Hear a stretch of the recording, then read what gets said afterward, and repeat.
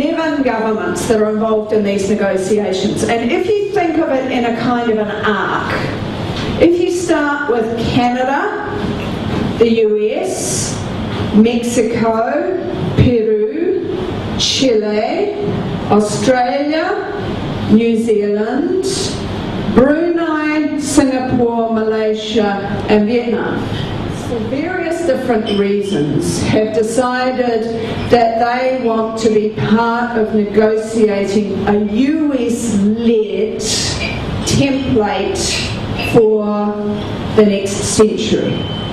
And we should be very clear that when we say there are 11 countries involved here, there are 10 plus 1. The US is not only the driver of this agreement, but the US also has an effective right of veto over what its content will be, because our cabinet gets to set the terms for negotiation, sign it, ratify it as an executive act.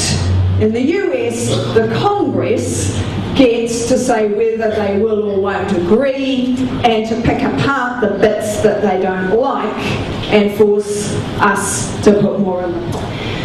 This agreement was actually begun under George W. Bush.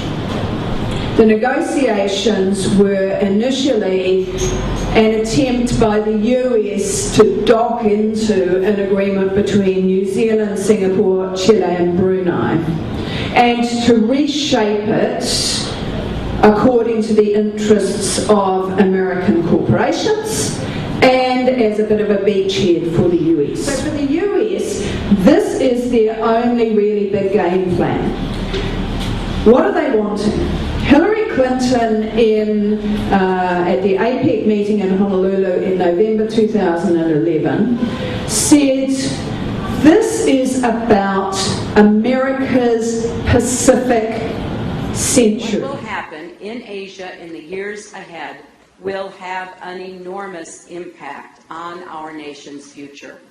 And we cannot afford to sit on the sidelines and leave it to others to determine our future for us. In this century, the 21st century, the United States recognizes that our prosperity and our security depends even more on the Asia-Pacific region. What she said quite explicitly was that America now has a two-pronged strategy to neutralize the influence of China in the Asia-Pacific.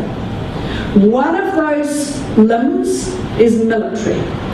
It is shifting the military presence from Afghanistan and Iraq and rebuilding the bases right through from Australia and Singapore and Philippines, Japan, Korea, so that there is a remilitarization happening in the region. The United States wants to prepare militarily for a rising China, but denies it wants to contain China.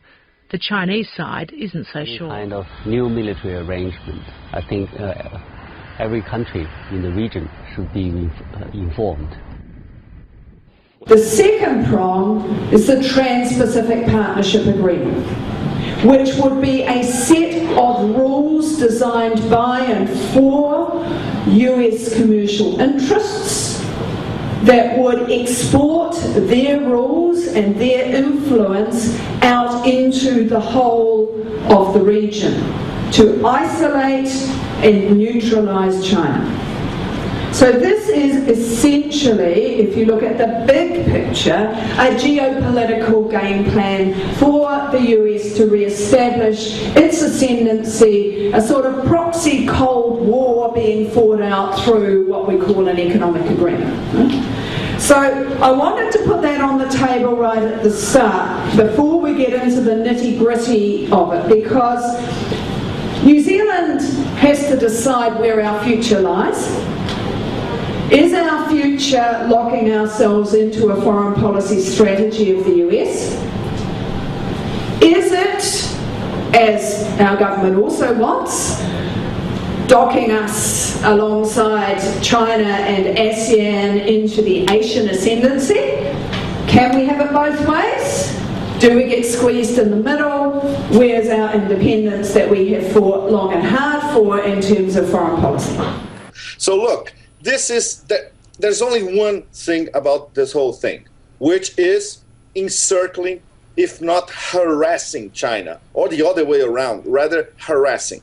It starts with these 2,500 Marines in Darwin, north of Australia. Australia and the US, they are discussing a closer collaboration in a naval base in Perth, in Western Australia.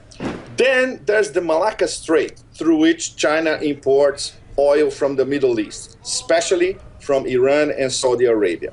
There's a plan to closer cooperation with Singapore as well, and stationing of US warships, more stationing of US warships in Singapore. Then there's the Philippines, plans for more rotational troops based in the Philippines. Then there's Guam, east of the Philippines. More American warships and more troops as well. There are around 4,500 at the moment. They want to double it. And then, don't forget, there's Japan, 40,000 US troops. South Korea, 28,500 US troops. Plus roving US troops in the North China Sea and near the Sea of Japan. 16,500. So this is rather a fantastic welcoming committee to emergence of China as a great superpower. But the Chinese know it. They know this is about American control of the Western Pacific and the South China Sea, and they will have their countermeasures in place.